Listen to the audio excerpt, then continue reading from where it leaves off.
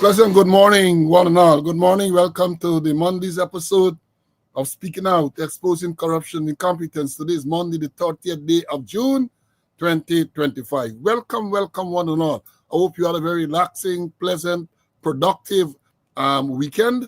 Hope you're looking forward to a very productive week. So welcome. Monday's a first working day of the week. You know, some people don't like Monday. But Mondays are made for champions. Having prepared adequately over the weekend, you're ready to get going on the new week. So welcome all. Welcome. Share the live. Let them know that we are on. I don't think by now we have to tell the regulars, because the regulars know Mondays and Wednesdays, and by now they fall into the Friday afternoon schedule. But we still have to make sure that we call a friend, tell a friend. Sometimes you just forget these things. Sometimes you forget these things. I see somebody admiring me, dashiki. I know that dashiki is not dashakikini. You know, they used to say back in the day, we used to say some people have on dashiki and some have on dashakikini. So that is not what I have. So yes, welcome one and all. Welcome, Shady Live. To tell you we're going to have a truncated roll call this morning because we had that issue again. So we're the first 111 common students who entered the schoolyard were struck off. I don't know. Don't ask me. I've said repeatedly, I don't know the reason why. But once you leave the studio, either deliberately or inadvertently, when you get back in, that is what happens. The program or the gates were open at 7 this morning, 7 on the dot, 7 sharp.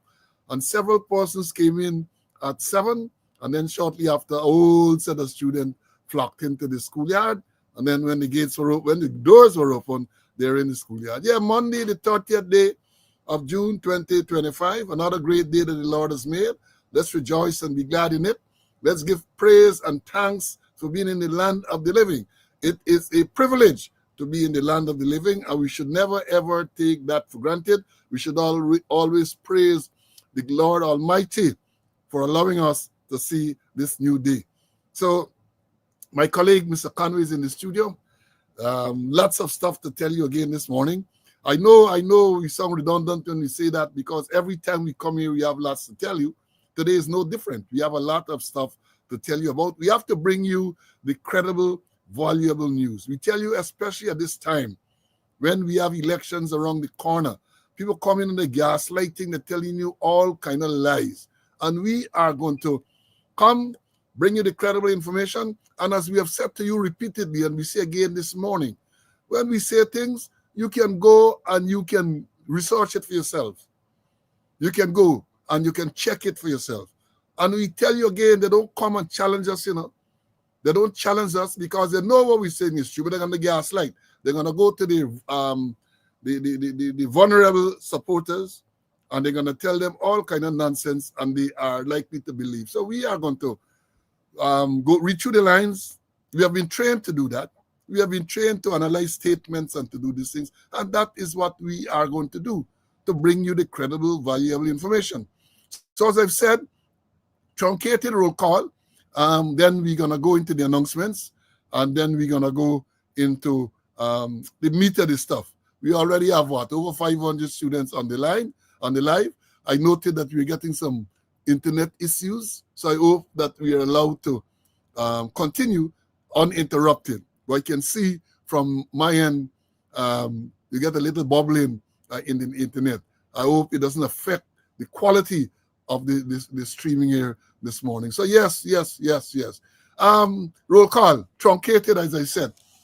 First man in when it was scheduled at 7 is out of the UK.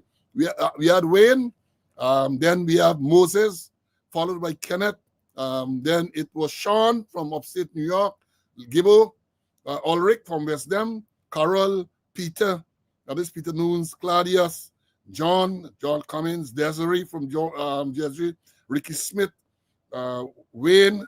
Then we had Fergus, Roxanne, Carlton, my squad mate, the Conor Rookman, and Winston Kilkenny. They were the first in at 7, and many came in after. But as I told you, the first 111 have been struck off. The comments, you can see it there if you go back So we're not going to go through that this morning, but to tell you that we're going to move straight in now to the announcements. We always start, as I've said, with the deaths, obituaries, and we're going to do that this morning. First of all, let me remind you all now, counting, today is 472 days since Sergeant Alex Vaughn was shot and killed. Police say friendly fire. One of his colleagues shot him, killed him. Postmortem revealed he had 3 bullet wounds. And I said then, and I'm going to continue to say, unless it was an automatic weapon, 3 bullet wound can't be accident, unless it was an automatic. And they haven't told us anything. They haven't told us anything. And we told you too about the death of about the death at Linden, Dan, I think it's Keon Fortuné is his correct name. Months now, nothing. And those deaths, Vaughn's death and Dan's death, as well as the death of those 2 men at Maikoni, we said the law of Guyana, 1702 to be precise, the Police Complaints Authority Act, requires that those investigations be supervised by the Police Complaints Authority. So now that the Police Complaints Authority has died, I think he died on Friday, I know what's going to happen because, again, this government are not doing the things that they have to do. That has run to Parliament to pass money, quick time, how much billions and billions of dollars. But things like this, to make sure that there's accountability, they're not doing it. So I don't know what's going to happen now. I don't know. Because I noted too, and I've said it to you students, the president on the announced that you're going to have general and regional elections on September 1. Right. As far as I'm aware, they have not dissolved Parliament as yet. And the question is why, if you are announcing elections are going to be held on September 1, why have you not dissolved Parliament at this time? Today's the last day in June. So therefore you have July, August, two months more. They haven't dissolved Parliament, and I have a strong suspicion that is because they intend to go back to Parliament for money and to get all other things. Watch them carefully, You got to watch them with 4 eyes. Why have you not issued a proclamation to dissolve Parliament and to formally say September 1 is date for general and regional election? I'm saying that it is my belief that the reason why they have not dissolved Parliament as yet is because they intend to go back to Parliament between now and the election for more money and to do all kind of things. Maybe they're going to also get the Complaints Authority all by then. All of those things. And that is the state that we're in. That is the state we're in. The only reason, as far as I can see, that they have not dissolved Parliament is because they intend to go back there before the elections. Normally, and this is not, I'm not talking about what the Constitution says. I am saying normally, a proclamation is declared, dissolving Parliament, and naming a date for the national and regional elections almost at the same time, as far as my memory goes, same time. But we had an announcement by the president, election on September the 1st. Then we had GCOM come and say, well, yes, they are prepared to conduct an election by that day. I don't know how credible that is going to be. But what is worrying to me is that they have not dissolved Parliament as yet. Parliament, as far as I know, has not been dissolved. So once Parliament is not dissolved, it means that the government can go back. I know government controlling Parliament. Government control the Speaker. Government control the whole system. They can go back to Parliament for whatever reason, get money and do all sort of things between now, in the last 2 months of the term. They can do that. So just want to bring these things to your attention. Now, in terms of deaths, we again, another sad day to announce. Some of you older guys at the TSU might remember Bacchus, 78, 76. We used to call him Portuguese Bacchus because of his complexion and look. Very, very jovial guy. I understand that he died recently in the US. He used to be there at TSU, used to be a driver when I joined in 74.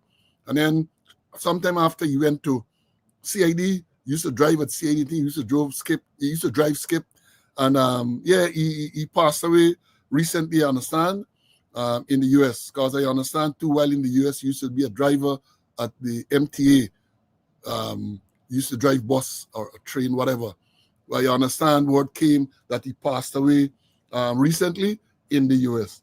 I understand too that all the police might remember we had a guy in the K9 section, used to call him Sorpico. Sorpico. I think his correct name was McCalman. Can't remember his number, not his first name. But he was very, very, he was known. I remember Sorpico going at football.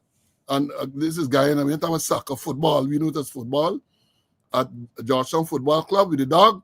And the dog used to run the line, right? So that you have to stay behind the line. And Sorpico get the dog, sit down at one end of the line. And every now and again, he calls the dog and run down the line and go to him. So nobody used to go wrong the line. Because I know in terms of crowd control, my teaching is where we talk about crowd control. Dogs are very, very effective. Because you know, once the dog doesn't have on a muzzle and the dog come your way, you're likely to be bitten. So everybody does avoid dog and horse. Those things are good at crowd control. So yes, Sorpico, I understand that Sorpico passed away recently. I'm trying to get some additional information on those deaths. And then we had a death of another policeman, another police. Something is wrong. This people cross. Dwayne McKenzie, right? He died recently. I understand. The story I'm getting is that he was involved in an accident with a police vehicle some time ago, and he got injured. There's some injury to his lungs, but he never recovered fully. And I got information yesterday that he passed away. Then accidents again. Well, whether they call it accidents, whether they call it incidents, people are dying on the road. You check, we see pensioner dies after accident on Larissa Veneer Public Road. Some 70-year-old pensioner died over the weekend. So, you know, Friday we were here and we told you about fatal accident. Someone, a crane, we escorted them around. Now, a couple of days after, accident at Louis Souvenir, and then we have one on the highway too, where they say a pensioner dies after losing control of his motorcycle. The story is 78-year-old pensioner. They say he went to some funeral. They claim he was imbibing, and then on his way home, they say he lost control, rode into some culvert and died. 2 men on the road. That one they're going to say is incident. The other one, I don't know they're going to classify it. But at the end of the day, over the weekend, it has been reported that we have 2 more persons who died on the road. And they come, I got to deal with that one of these in this week. But then last week, they're telling me that they only had 58 fatalities for the road this year. That is what they're trying to tell us, 58. And it's every week, they got 3, 4, 5, right? That is how we happen. And this is the 6th month of the year. So even if you say that you're getting, let me say you're getting 5, give them the thing 5, you can see what we're talking about there. And there's not, they call it accidents and incident, right? I am sure that if you check it, you have had an average like about 12 to 15 fatal accidents, right? A month. But they're coming with this Salawala, they're trying to fool us. So we had that. And then we have, again, I tell you, we have the Lusignan, the prisoner, some prisoner found dead with the clothesline wrapped around his neck. That's what they're reporting out of Lusignan. Now the prisoner was found dead, clothesline wrapped around his neck. So we don't know if it's suicide or if somebody murdered in that fashion. You don't know, right? You don't know. And then this morning I got this sad news, very sad news that one of our loyal students' wife passed away. I'm referring to TK, Terrence King. I think he's on the live, 9135, old man.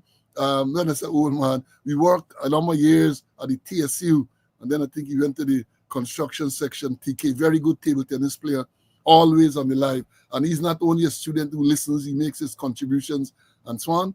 So condolences to all the relatives and family of those who have passed. Special condolences to TK.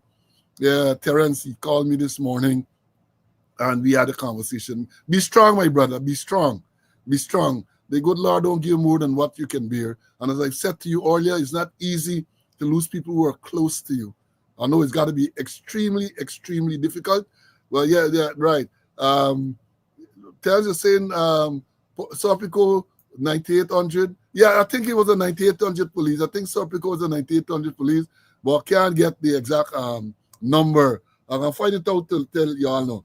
So those are the sad announcements. And again, I say condolences. Well, I understand that the Complaints Authority who passed away, I got word that he's likely to be buried on Friday. I haven't gotten the details as yet. Hopefully, by the time we come on the next episode, I'll be able to give you the details of the funeral arrangement for the Complaints Authority, retired Justice William Ramlal.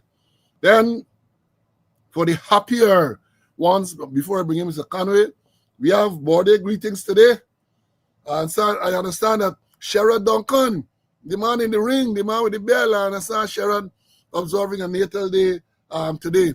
A student on the live here now, Joseph. I don't know if Joseph is his first name or if Joseph is his last name, but he said he's Joseph. And that he said today, I think it is his birthday, right? As we also have the birthday of a very good friend of mine. Very good friend. He's not a student or anything. The one, cricketer Kima Roach. Roachy birthday is today. I always remember that. Very, very pleasant. When I worked with the West Indies team, traveling around, Kimar was always so pleasant. He was always so pleasant. So I want to wish happy birthday to Kimar. And we did announce on the last occasion upcoming birthdays to Superintendent John Barker and student Colin Stanford, 11872. So it's belated for them because I think they had it yesterday, John Barker and Colin Stanford. In terms of upcoming birthday greetings, we have a former member, Anne Prince Norville. She is going to be celebrating shortly. Lloyd Thomas, the man Stone. Stone is going to celebrate shortly as well, right? Stone is going to celebrate shortly. Then we have Mark Fraser, a student. He is celebrating shortly as well. And one of my favorite officers, Sharon Ferguson Mingo. Sharon is been celebrating shortly as well. I want to take this opportunity to wish all those who are celebrating today, who celebrated recently, and who are celebrating shortly, want to wish all of you happy birthday. Hope that the Lord continue to bless you and to give you long life, strength, prosperity, happiness, right? So we have some more announcements to make, but let me bring Mr. Conway, and then we're going to come back to the announcements. CC, welcome. Thank you very much. Happy to be in the land of the living. To do God's work is a privilege. I just want to say happy birthday to all those persons, especially Sharon. And I know her husband, Franklin, is going to put out the works. I think I got to call him today. Even if he didn't have an intention, I'm going to make sure that he put out the works. And my deepest sympathy to TK on the death of his wife. Stay strong, brother. And I wish to shout out to a couple of people. Marceline, retired senior superintendent of police, that they persecuted, but God is good. God is with her. Give her a bogus charge, but she got off with it at no case submission.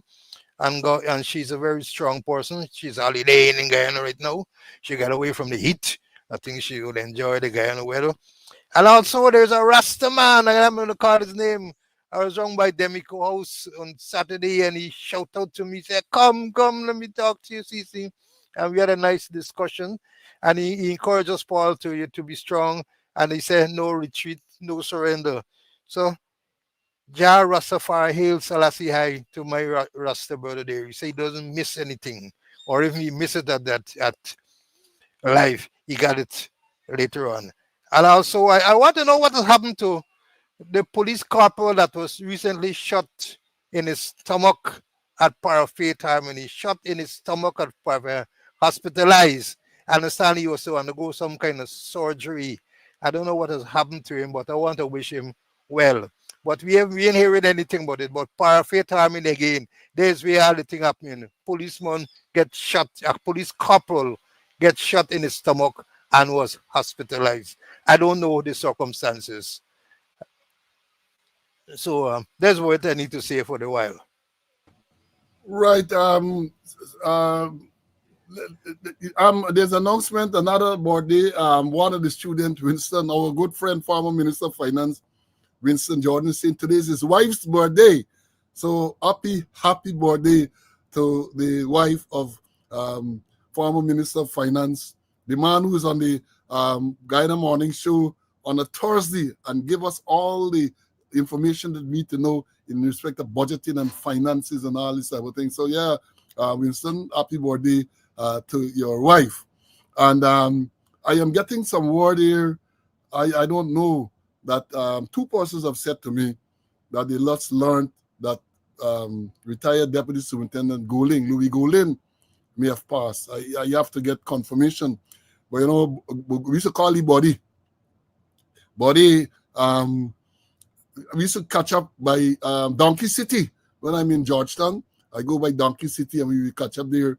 We used to call him the show. He lives somewhere on the highway and so on. But I learned a few weeks ago or a few months ago that he had a stroke. So I don't know, but that is the word that is coming. Two persons have indicated that to me, two reliable persons. 9681, I think, was his regulation number. 81 Golding, 82 Granum, 84 was Jackson. I think 81, 96, 01. Oh, yeah, somebody's telling me, yeah, Buddy died last night, another reliable source, right? Well, Buddy was a good friend, very decent, quiet guy, spent most of his formative years at the TSU working in the armory, along with Good Luck, Calvin Burnett, David Granum, and those guys worked there. Buddy always quiet, always a pleasant person to be around. So condolences to his family members, I don't know if his children, family members, condolences to them. But yeah, Buddy was such a pleasant person to be around. Quiet. Never hear him mechanized. Even when we retired, I think he retired as deputy superintendent, we used to catch up by Donkey City. The older people will know where Donkey City is. For those younger ones who don't know, Donkey City, where the donkey carts used to gather outside by Stabrook Market, outside the fire station there, you have the old Co-op Bank. Some ladies they sell the beers and cool drink and so on. That's always a ground with the people. Some old police will catch up there, sit down, and we drink with beer, we talk old time story, we buy cutters and so on, and we eat. That is the place known as Donkey City, for those of you younger ones who don't know. Right? Just outside the Co-op Bank, the old Co-op Bank, and that is Water Street and that area there, Cornell, I think it is, that area there. Right, so that's where you should catch up with Buddy. So condolences to the family and so on. Now today's the last day in June. The last day in June 2025. So those of you who did not contact the wedding planner, you might be out of time. Right? If you didn't contact the wedding planner, because today's the last day, if you contact him now, maybe the man is so proficient that he might be able to arrange something for you. You know who's the wedding planner? The man who collected $8.5 million to arrange Brutus' wedding. Yeah, the wedding planner. So month of June. But you don't got to stick to June, you know. That's only if you wanted to get married in the month of June. You can still contact to get married at some other time. Now, tomorrow, July 1, my birth month, incidentally, July, I'm a Leo. I'm a Leo. I'm a lion. Iken's birthday is July 2, but he's not a lion. I think he's the 22nd. He's more like a poodle, right? He's more like a poodle or some animal with a ring in their nose, right? So I'm later down in July. I got over to be a lion. You know, my late mother, she was a lion too. And she used to say, we don't go out and on, but when anything cross we part, we just destroy it. Anything cross we part. And I always have memories. I know if I have fun memories of July 1. Let me tell you all a story, because, you know, July 1 is the 4th anniversary. The Ghana Police Force was formed on the 4th of July, 1839, right? 1839, 4th of July. So you have the anniversary church service that you would normally have. Back in the 80s, late 80s, I was an assistant superintendent. I in charge of all the training. People who know the older Smithy and them by Gebo and them know. I was the man. When it come to training, when it come to drills and arms and parades and so on, Slow was the go-to man. Now, we had the Drummett service, which Slow and others initiated, right? In the late 70s, early 80s, we started the Drummett service. Now, we used to get an anniversary service, but not a Drummett service. But after I went and trained with the army, in 1977, when I came back, we put together a thing. We started a Drummett service with Gilbert Harris as the pastor. Now, let me give you the joke. So, this year, can't remember the exact year, but I was an assistant superintendent. He got to be in the late, I know Baldwin Rugby was the commissioner, so late in the late 80s. We decided that Johnny Prasad, who became Ramchal 6713, and William Welcome would be the two officers to carry the flag. Godfrey Trim, 9112, he was the inspector or the person to thing with the senior NCOs and so on. Now, during the course of the rehearsals, apparently Johnny Prasad, Ramchal, was making a lot of mistakes. And the Drummett service would be held at the top flat of the police sports club. So, Balaram Ragabi asked us, where does see all this shit going on? They said, where is Slow? So, they said, well, all right. So I said, look, I can do this thing. I need to know the rehearsal. I know the whole thing out of my head. I used to train the people, so I don't need to rehearse. So they say, all right, take out Johnny Prasad, and me and we'll come and do this thing. I worked duty officer the night of the 30th of June. Made all the arrangement, got up all the people to go to this parade and all the ranks to go. Because apart from those who are actually parade, you have to get ranks to go there and so on. I made all the arrangements. Then I left. I lived in Parade Street, the second house in Parade Street when you're traveling going south. After you pass traffic headquarters, you get Barrack Street, Parade Street, you get a house at the corner, you used to live at the second house. So when I satisfied that all the arrangements were in place and so on, I left to go to change into my best uniform. And the rain came down. Rain fall. So I watching and gauging when I can go back. I make the mistake and I said, don't get the cheer. Oh, my Lord. When I woke up, I saw people on the road. So I said, they're going to the service. I said, going? The service done. We now going back. I sat in that chair, so tired having worked all night. Right? And Balaram Ragabi, they're coming for me head, man. Balaram need all sort of thing for giving trouble for missing. Because as fate would have it, Johnny went there and they made some mistakes. And I think that is what caused the thing to cause my absence to be noticeable. And Balaram caused investigation and sort of thing, with old police. I told them exactly what happened. And then I ain't got no trouble for the thing. But I never ever forget that anniversary. I can't remember what exact year, but I would never ever forget that. Never forget it. So tomorrow is the first anniversary. At what 186 years in existence, and I wish the force well. Let them jagabats who they say everything. The force, because the force is an institution. It's unfortunate what they have done or what they are doing to the institution. And when I said they, I'm referring to the government. I'm referring to those who are in senior positions, senior leadership positions, right? So yes, that is an anniversary. Now cricket. Somebody can't say he's a woman man. Y'all always tell me that he's a woman man. I told y'all on Friday, right? That thing, well, of course, I didn't anticipate that the match got done Friday afternoon. But West Indies capitulated, they done lick up. I told you, the man that telling me that I call it, tell her they're going to find Sammy for criticizing the third umpire. And I asked the question, having regards, if you look at the cricket world, and people analyzing the decisions by that third umpire out of South Africa. People want to know why he's still on the panel. Why is he still on the panel? I only know brief for Joe Wilson, but Joe Wilson is a far better third umpire than this man Allstock. And I maintain that if you're in the middle and you make a mistake, perhaps we can forgive you. But you ought not to be making mistakes when you are on the third umpire. When you have all the technology at your disposal, shouldn't be making mistake. Should not be making mistake. And what we saw there, the man made a whole set of mistake. The man made a whole set of mistakes. In one match, about 4 or 5 questionable decisions. And I don't know if it's mistake or if it's deliberately become mistake. Some of the things so glaring. I don't know.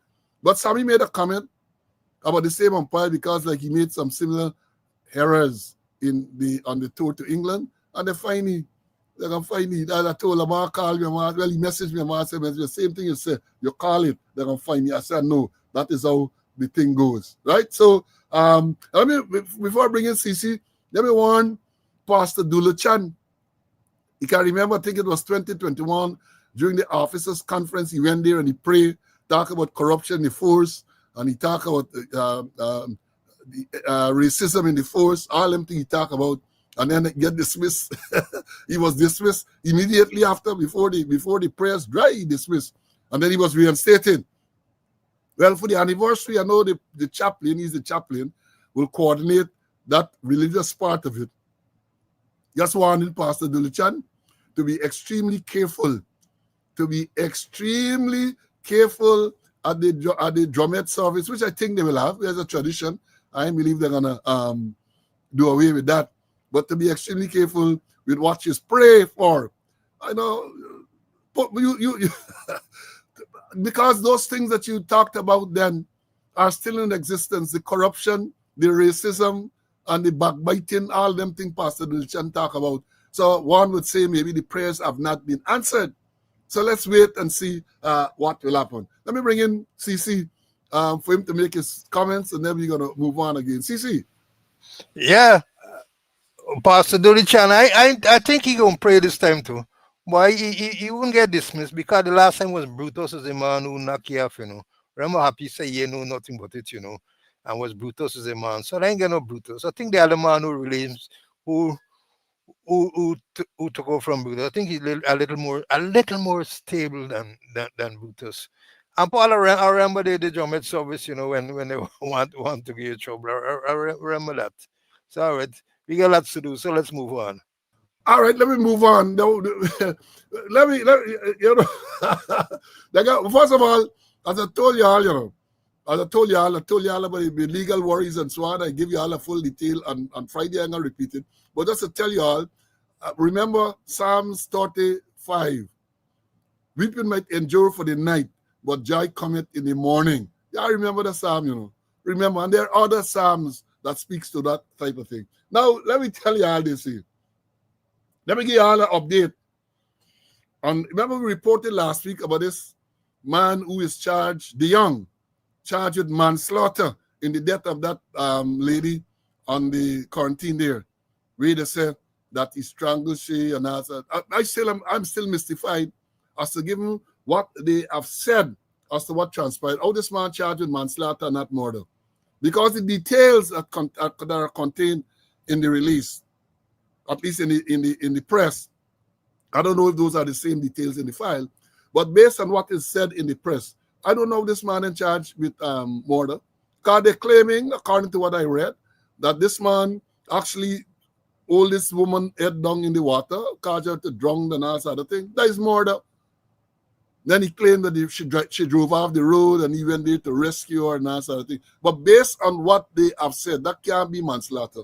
That is premeditated murder. Anyhow, then we had the previous story with him where he threw acid in the face of his child mother.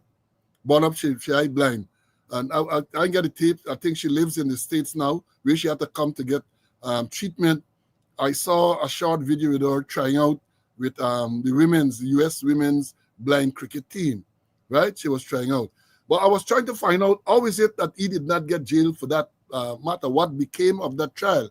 And I'm reliably informed that after the incident, he was charged, either inflicting grievous bodily harm or something, he was charged. When he was charged, they couldn't find him. He was in hiding somewhere in Linden. He hid for a long time. Then eventually they found him, right? I think he was remanded and all of that. But then when it came for the trial, the victim was abroad receiving treatment. And she couldn't get back to give the evidence. And I think they say that based on that, the case was dismissed against him. Based on that. That is the update that I got. He was charged. First of all, he went into hiding. eventually found, charged, appeared in court, but then the victim was not available to give evidence because she was the seeking treatment. So I have to bring y'all up to date. Now, next up to I see Melissa Atwell, known as Melly Mel. I see Melly Mel dig abusing on James Bond. 00 not license to lick batty James Bond. I shame for you. I shame. Not me she abuse. I shame. That's one of the best abusing I ever come across. A life she did, and she abused James Bond. She tell he said, cause you wrong the place, you know, he's stamping for the PPP. And she had to tell he said, you stamping for PPP, telling people how things are good, and you get white mouth. And I remember back in the day, what is a little boy? You call him Kira. You get Kira. Or some people say you wear the yachting boots on your mouth. You get Kira. I know if the older people or if the younger ones know it's Kira. But tell you the beauty about going up in the country.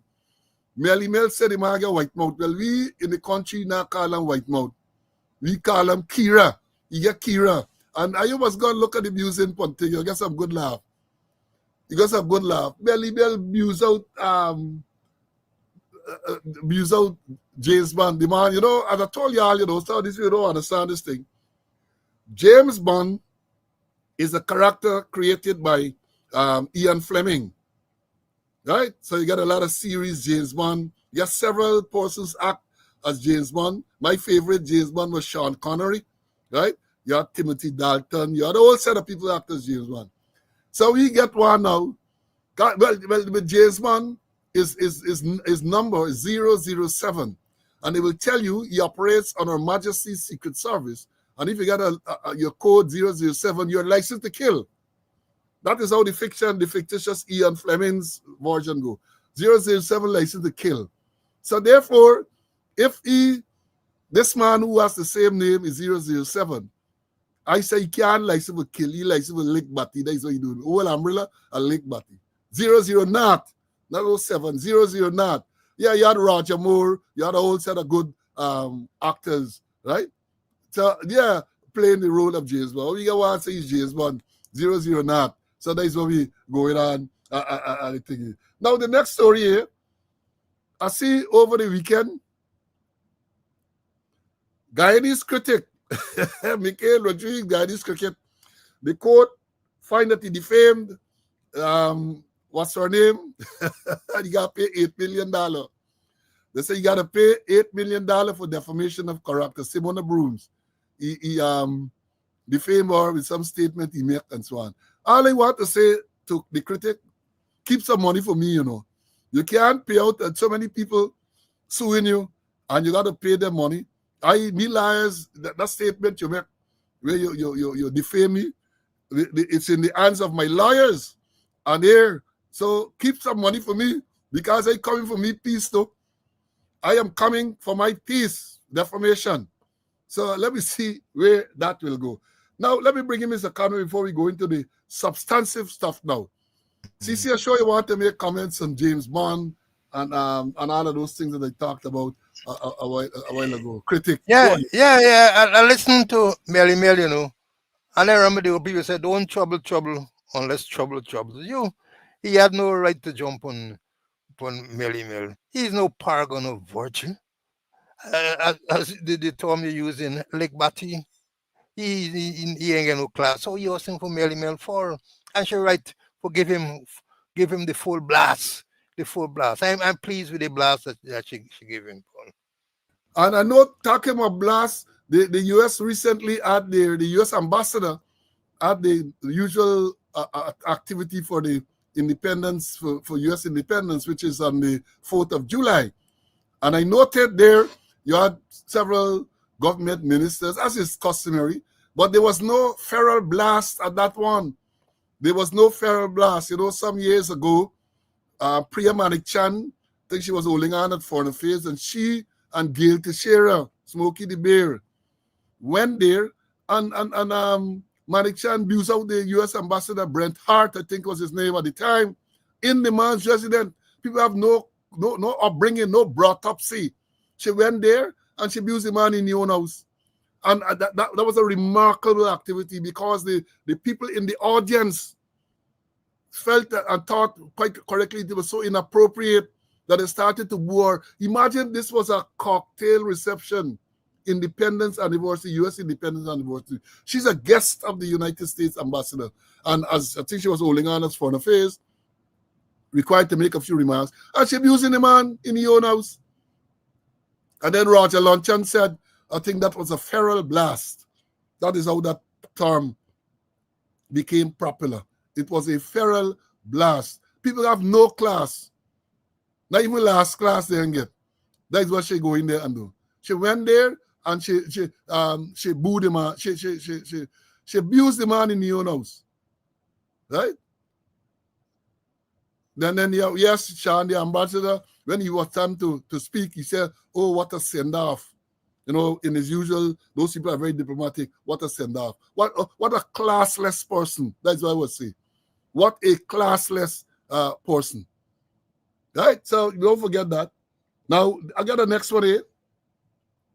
Because the story with Melly Mel abusing James Bond came about because Melly Mel made one or more statements. I'm talking here now about the allegations of rape leveled against Shamar Joseph, the West Indies sensational fast bowler. So Melly Mel talk about the story. Some people coming out to say, because he get rich, people trying to extort money from me and all this stuff. So Melly Mel came out and Melly Mel explained the sequence of events and so on. And James Bond felt it necessary to write something basically saying that, Melly Mel and them jumping on bandwagon. So Melly Mel cuss you out. But let me come to this issue with the allegations against the cricketer. They are allegations. They are troubling allegations, right? And what is more worrying to me is that part of the allegation is that when the first, one of the earlier ones, I can't know the first or the second, but when one of the earlier allegations of rape was made, it was shortly thereafter that Joseph came to prominence when he demolished the Australian team to level that series in Australia. It has been alleged that by that time, a report had been made. It is further alleged that the matter was investigated and that the DPP had advised for him to be charged. That's all the allegations out there. It is said, it is further alleged that the government intervened. The government intervened. These are the allegations, that once the DPP recommend charges or charge, the government intervened and no charge was filed. That is the allegation. It is further alleged now that since then to now, other victims or other alleged victims have come forward making similar allegations. One of the more damning allegations, and that is where I think Bond got involved in, is that sometime March Day or sometime like that, some group of men, 2, 3, 4 of them were there. A prominent singer was in the group, and she said that they arranged, they pimp out some 14-year-old girl, book hotel room, and it is alleged that this man went in there, had sex with the 14-year-old. It is further alleged, and I'm saying alleged all the time, that the 14-year-old, when interviewed, said that, well, she consented. The laws of Guyana is clear. A 14-year-old cannot consent to having sexual intercourse. None. They have to be 16 above. That is the laws of Guyana. So if a 14-year-old said to have consented, right, it's a statutory rape because she can't consent. There's a presumption of law. Let me go into the thing. The presumption of law says that a 14-year-old cannot give consent to sex. You can't rebut that. Once you bring the investigation like that, we as police, we want to see the board certificate. And once we get the board certificate to establish that the person is indeed below the age of consent, you goose cook. It's statutory rape. Let me understand it very, very clearly. Right? So, Bond jump in the thing.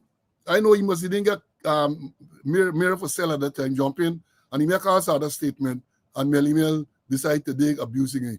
I'm saying it's very worrying. And you know what is even more worrying about all the allegations? I have not heard any statement from the extended squatter or any one of them. This thing they're all over the world now. One could have, I would have expected, if it is that what they're saying is not true, that this matter was never reported, the matter was never investigated, legal advice was never sought, it was never recommended you should charge. They must come out with a statement. They like jump out with a statement to say that this thing is true. Come out and clear the air. Come out and clear the air to say this is not true. They haven't done so. People calling the president name, said the president intervened for this matter to duck. And the DPI and all them, they ain't saying nothing, which leads me to believe that there might be some truth in this thing.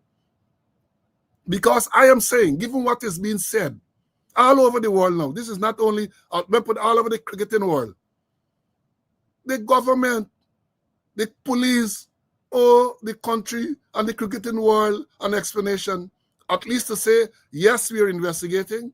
No, we are not investigating. Yes, we did receive legal advice. If so, why you did not proceed with charge? Or no, we did not receive legal advice. The president, no, I did not intervene. I remember Azadin Mohammed made an allegation that he intervened in the terms in this tax evasion thing, you know. So he has a way of intervening. I know from personal experience that that is his modus. He likes to get involved. I know that. Right? I know that. So, again, it's an allegation. It's a damning allegation. I want to remind us all that according to the Constitution of Guyana, Shamar Joseph is presumed innocent until proven guilty by a competent court of law, even though that does not apply to everyone. That does not apply across the board when it should. I remind you, students, of the incident with the Quindon Bacchus' killing, where the day the Nabriga, who was charged with the murder, Damian McLennan, who hadn't even been at the scene, and Tristan Simon, they appeared in court on the 5th of July 2022, different charges, some charges you don't even understand. And Clifton Akin, who was acting commissioner at the time, dismissed them from that day that they appeared in court, from the 5th of July 2022. So there was no presumption of innocence for those persons. None. You get charged, you're guilty, dismiss. But notwithstanding that, because he don't see you no better, he don't, because he did it again to others, right? So he don't and he ain't learning. And the government, especially the Attorney General, have not sought to rein him in.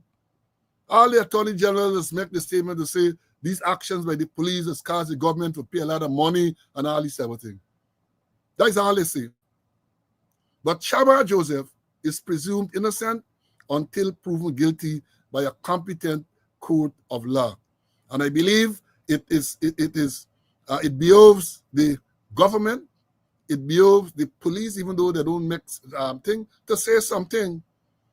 To say something. Let the world know if reports have been made. If so, how many reports have been made? Whether you're investigating or whether the this report, whether the allegation that the file was sent and advice was given for him to be charged, whether those things are true. Clear the air, man. You know to lie. Come and lie so that we can analyze it and point out to the world where you are lying. Because that is what well, you're not good at it. That is what you try to do. They're going to come with some propaganda bullshit and we're going to cut it up to pieces. We're going to shred it to pieces. But come with it, man. Come with it. Let me bring in CC. CC, your take on this whole thing with Bond and the Shamar Joseph allegation and so on. Well, let me hear what you got to say about it. Well, like you know, the is allegations against Shamar is innocent until proven guilty. Well, I'm surprised, you know. Well, I guess I'm surprised that there's no statement coming out of the police that reports were made and investigations were conducted. And let me talk about the ch- child sex offenses. The Sexual Offense Act number 7 of 2010, and it was a section 10 that were rape of a child under 16 years. A person in bracket accused commits the offense of rape of a child under 16 years age the complainant, if the accused engages in sexual penetration with the complainant or causes the complainant to engage in sexual penetration with a third party. 10.2. It is irrelevant whether at the time of the penetration the accused believe the complainant to be 16 years or over. Section 3. A person who commits the offense under Section 1 is liable to, on conviction to an indictment to imprisonment for life. And just bear with me a bit. Section 11.1. A person, the accused, commits an offense of sexual activity with a child under 16 years of age if the accused engages in a sexual activity not including sexual penetration with a child who is under 16 years of age, the complainant. B. Causes or incites the complainant to engage in sexual activity with a third party. Or C. Causes complainant to perform sexual act, including causing the complainant to masturbate. And there are several other offenses in terms of grooming and other thing. And this thing is that you don't have to have the offense where the penis enter the vagina. You could use your mouth. You could use any instrument, including the famous one that Daramla know about. You could use a dildo. All that is part of penetration. So as long the person is 16 years is below 16 years, it is rape. We call it statutory rape. And they're not coming forward with all these allegations talking all about the place across the world. We hear people a wall of silence.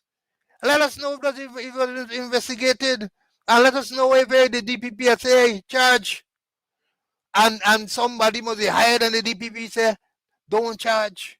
You know, this thing is sexual is rape, and along there's a violation, violating the woman, violating the child. Huh? It must be properly investigated. But we get a wall of silence, nothing from the police, not a word from the police. I hope maybe if they start put some pressure on them before the end of the week, we might hear something more about the allegations made. Yeah, you know, again, it's sad. The silence, and somebody saying it, the silence actually confirms that maybe some report was made, investigation was done, and there was intervention, inappropriate intervention at some level. Now, let me give you all an update. We talk about in the announcing in the obituaries, we talk about Sopico. I am getting word from someone who said Anthony McCalmon, known as Sopico, is very much alive and healthy. And the person saying they just spoke with him. Let me say that. I told you somebody called me to tell me. I forgot the voice note about somebody telling me about circuit pass, but someone is now telling me as I speak to you on the phone, the message came through that is not true. So I want to apologize to Sopico and his family members for giving that false information. And I hope you all will forgive me. I know we have always been reluctant to make those announcements until we get confirmation. But somehow the person who told me about it was so convincing, and it's someone I knew or I know. So I got caught there. My apologies to Sopico. The man said Anthony McCalmon. Sopico is very much alive and healthy. And the person said they just spoke with him. So profound apologies. Let me move on. Now, I noted in the news that the police are conducting election training. I saw it said that Superintendent Dallin Fraser, excellent officer, let me understand this. I have nothing against Fraser. He's conducting election training with the ranks. He's an attorney at law, very qualified to conduct training as it relates to the law. But let me say this to Ikin and Watts, is the operation man, and Budram, and them at the top there. Election training cannot be limited to the law alone. A great part of the training, or even the greater part of the training, has to do with operations. A great part of the training has to do with operations. And I don't know, I haven't seen the subjects that are being taught, but just to tell y'all that, yeah, it's good to know what the representation of the People's Act says, but then they have other pieces of legislation. I hope, and I know Delan will be going through all of those things. For example, the Act dealing with meetings and processions, Public Order Act dealing with meetings and processions, and you have got to get practical, telling them exactly what they are required to do and what they cannot do. And it can start, not election, you know. Them training 2 months now away from election, certain training should already be implemented. For example, how do you conduct, how do you supervise public meetings? How you operate with public meetings? How you well, not approve, because I told you all again, and I'm telling the politicians, because even the politicians with all them liars does make the mistake. There's no law in Guyana which requires for anyone to get permission from the police to hold a public meeting. Let me understand, no law. The law is clear, Public Order Act, that you notify the appropriate office of police. And the law defines the appropriate office of police as the senior police in charge of the station nearest to which the meeting is to be kept. That is the appropriate officer of police. So these are the things you got to tell them. These are the things. And then the law talks about chief officer of police as well. I know it because I used to lecture on it to police ranks. And the chief officer of police is the divisional commander, the person in charge of the division. These are the things you have to tell them. So that when a person comes to the station and the person says, look, I am giving notification for a meeting, political meeting at X place at X time. You can't tell them they got to get permission. And because of that, when I was a commander, we had what we call a meeting book that we open, because we used to operate on a force-come force basis. And then the law tells you about the proximity, how close two meetings can be. Those are the practical things that have to be taught. Practical things. I don't know, as I've said, Delan is an excellent police officer, very highly qualified. He's a lawyer. And I know that he's going to deal with some of these issues, but I just thought it important for them to go through and understand that it is not only about the law, it's about the interpretation and how it is operationalized. Even now in the run-up, you can't wait for election day. You can't wait for people to launch a campaign, because I have seen what I consider a very worrying development, where supporters of the PPP are disrupting meetings, especially meetings held by Azzuddin Mohammed, who is a presidential candidate. That is alarming. And the police should nip that in the bud.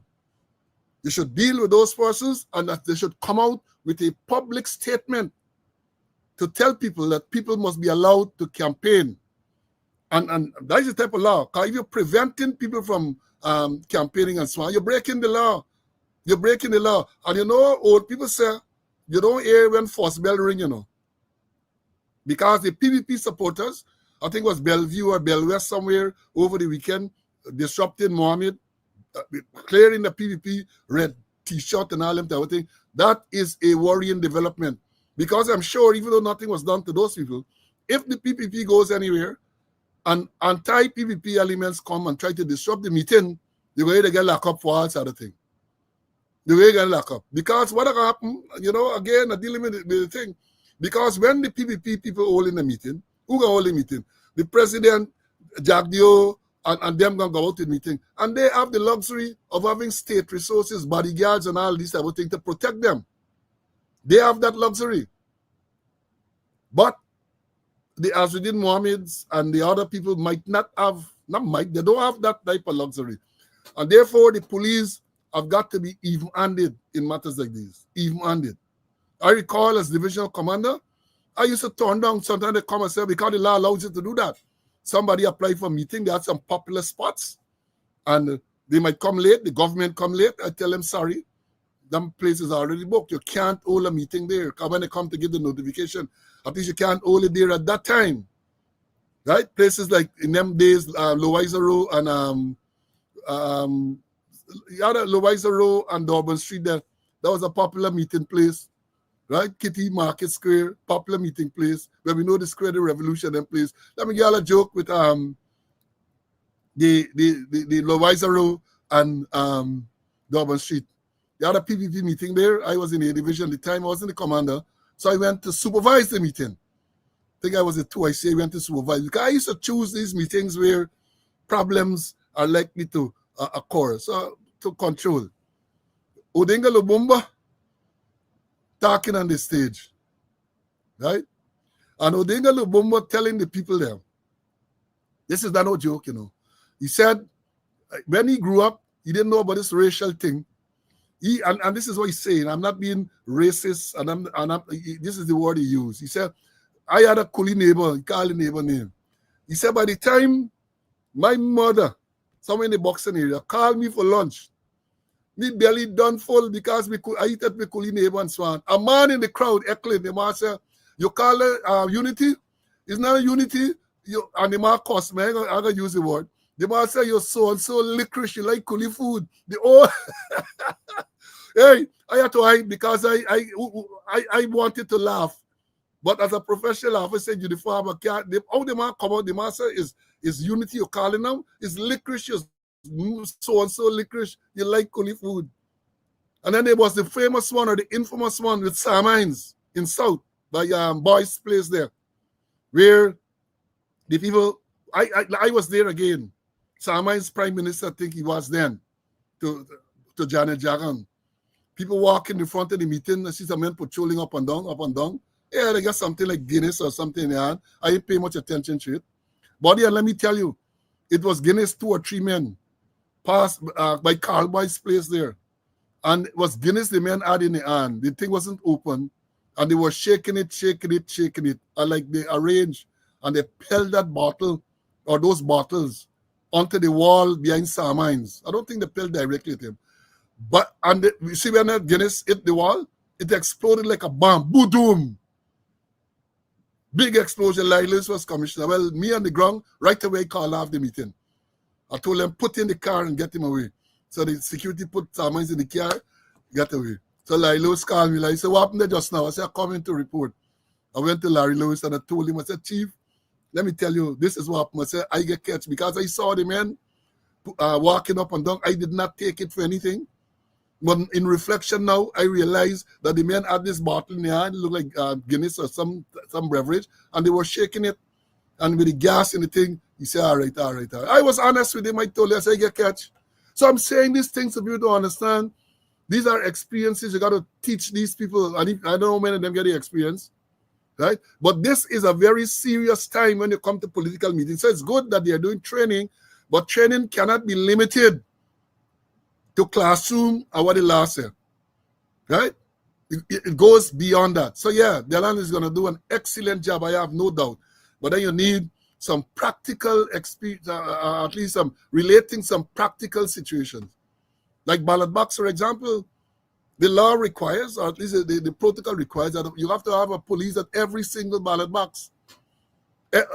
Every single ballot box. You have to an arrangement, especially when it comes to the interior locations, how you're going to transfer, how you're going to secure those ballot boxes. The last election in 2020, I never forget, I went to Monrepo to carry something. I think I had a kind of phone card or something with someone who was working at the School of Agriculture. Only to see the police, the young constable, lifting ballot box and so on. So I had to call him quietly. So I said, come, officer, right? I said, you should not be doing that, Don't touch the ballot box. I said, don't get involved. Don't help to touch the ballot box. You stay far from it. He looked at me and thinking, he said, thanks. So thanks. But those are the things you got to tell them. In the interior locations, you're going to find ballot boxes are going to go in there before polling day. They want it kept at the station. How do you deal with that to avoid allegations being made later on? Those are, them and they know law, Them and they know law book.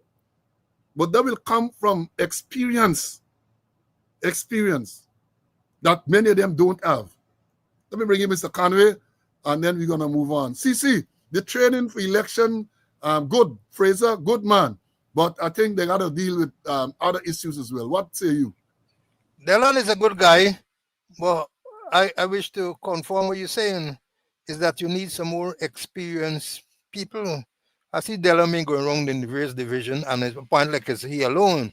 I thought that he and maybe deal with the legal aspect, and then some other body, some senior person who had the experience to do with the operation part of it. And I don't know the as a training man, I don't know the methodology using. I don't know if just chalk and talk. I don't know if they get case study. I know if they get simulations. I don't know if he get hands-on learning. I know if it's role play or a combination. I really don't know his methodology. And yes, that you gotta teach them. You gotta teach them the Public Order Act, the Representation of the People Act, you call it RUPO, and the Racial Hostility Act. But they need to be experience that you need to share with them in the elections, the operation aspect of it. And you mentioned, Paul, here, that we had to get a book with dealing with applications. And then you got to know in terms of your regulation, the meetings. I remember they had a big issue in Linden where PPP and PNC decided to hold two meetings at the same time at Linden, one on Wisma Shore and one on Linden Shore. And Franklin Mingo, I think he must have on the program. I remember he had a big issue with the and the Kraji, the commander there. When they're talking about hey, things should be, I think, a mile apart or something like that, and they want to measure the distance, whether you measure the distance by river or by road, and a whole sort of thing, because you don't want any clash. And then it is clear notification. Let me read it. The Public Order Act 1603, Section 3 says, any person who desires to hold a meeting in a public place not less than 48 hours and not more than 1 month previous to the time in which he desired to hold such meeting, notify the appropriate officer of police of his intention to hold the said meeting and of his time and of the time and place to which the meetings will be held. So within not less than 48 hours and not more than 1 month, you put up your intention to hold the notification to hold a meeting. You don't have to get approval. You have to get approval to use NICE instrument and powers to regulate the meeting. Section 4.1, it say all members of the police force in Georgetown not below the rank of an assistant superintendent. In New Amsterdam, not below the rank of a sub-inspector. In all other parts of Guyana, not below the rank of a sergeant, or for the time being, the person in charge of the police station. I remember once in Bobby say they put a neighborhood police to to to to, to, to regulate the meeting at Blaymont or somewhere. So the law is there, and you got to follow the law, but you got to get experience. And I want to suggest to them that they get some experienced person to work along with Delon. Delon is a good guy. He knows the law, right? But he needs to get. We need to get experience. We need to get case study. You need to get simulation. You need to get proper hands-on learning, not just chalk and talk. Well, I know we're doing chalk and talk. Just go in and read the law. That you need to share the experience to them, and in this meeting, this election, it's going to be hot. It's going to be very, very hot. And I observed that the Mohammed's meeting persons disrupting the meetings, and then no police around. So apparently, like the police must get instructions, hey, when Mohammed go in meeting, don't go wrong because we're gonna send the people to disrupt the meeting. So they gotta be careful because it's getting very, very sensitive and it's gonna get very disruptive if they don't put a hand on it. Yeah, I fully agree with you. The next thing they got to deal with, the next thing, very important, what's is still operations. You don't see, when you say operations, I held the operations portfolio for the last 3 years of my service. There's a different type of operation. A little boy grew up in the country, they give Senapad or some laxative. You remember that? Percy and the other guys, when they get, you don't get diarrhea. Once you drink them type of laxative, is operations you get. So maybe the type of operation, we can't remember the name of the toilet after what's at West Demerara, Leonora. So maybe it's the type of operations he in charge of, right? The shitting type of operations. Because one of the key elements in this thing too is the welfare arrangements for your ranks. Let me repeat that. Welfare arrangement, because one will expect that sometime they're going to call what you call enlinement, which means police got to stay in the place. They got to stay in. Now, once they're staying in, first of all, you have to have proper facilities for the ranks, men and women, proper facilities. The commanders have got to take responsibility in terms of motivating these people. In the days, in other Harlem proper facilities, that the people that get women used to be here. I did Brickdam. The last election I ran was at Brickdam. I was the commander there. Right? 2006, I think it was, yeah. And the women had to live in. The people from the office. But I worked out an arrangement with them. I asked any one of them. Me, I want all them there in the whole night. Because Greenies, they must stay in and say, to do what? When you have an operation, let me understand this. As an operation man, you need to have people in who can respond if something were to happen. But they were insisting, all are we equal? I said, yeah, all are we equal, yes, in terms of pay. But I don't want all of those women because you didn't have the facilities for them. They get mattresses, they put in mattresses on tables and so on to sleep. And I used to send someone go, the people, the most senior female in charge of the registry, Carol at the time, would make the arrangement, who go and who come. I say if something happens, I want to know that we can have access to documents and so on in the registry and all of these type of things. But I don't want all y'all in it. To do what with? To do what? So them are the type of welfare issues. Food, place for them to sleep, place things for them to eat. Many of those women are single parents. Many of them. And therefore, if they're going to be kept in, what happened to the child or children? We know they used to get a daycare center. We used to make sure we have arrangements there. All of those things. So it's not only about the training. They got to sit down, admin, welfare, and those people, and work out the welfare arrangements for those ranks. Welfare arrangement. You remember back in 2011, big story with Roy and them and Ramnarine. Because they didn't provide resources for the ranks. And Ramnarine talk about it. And then Roy went after him, he lost the work and all sort of thing. Clement Roy was Minister of Home Affairs at the time. Went after David Ramnarine, who was Commander E and F Division. Because he made public that he wasn't given the necessary resources to conduct the election. All of those things. And I know this police force that you get now with Ikin and them, they like beg. So you can anticipate, notwithstanding all the resources they're talking about. Government boasting, Ben and them boasting, we provide all of this. They're going to be telling commanders, for going to ask a donation A, ask a donation E, and ask a donation A to feed police during election. I am going to bet that. And talking about donation, I guess I'll never talk further about it. That is part of the problem. Not only the training in terms of the law, but they have got to make sure that you have proper welfare arrangement for all the ranks. Proper welfare arrangement. I remember some years ago, election, that was in which year? I think it's 97 or something like that. I was at A Division. Christmas morning, because when the election finished, you had some issues. Christmas morning, I sit down at Brickdam Step with the ranks. I did not have to do it. But how do you ask ranks? This is my training as a leader. How do you ask ranks to be in there Christmas Day and you there home with your family? So I came and I sat with them on the step. And we had a few drinks and we ting and so on, and cutters were flowing and so on. I went about sometime in the morning, I think 11, them time I left. But I said, no, Skipper, you supposed to go. Because if you move now, this cutter's going to stop. So the man kept me there the whole morning and into the afternoon. I had to remain there with them. But that is what a leader does. At least that is what I was trained to do. So all of these things you have got to look into.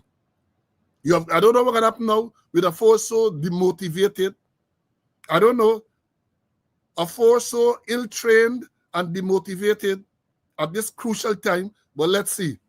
Let's see. Now, let me move on. They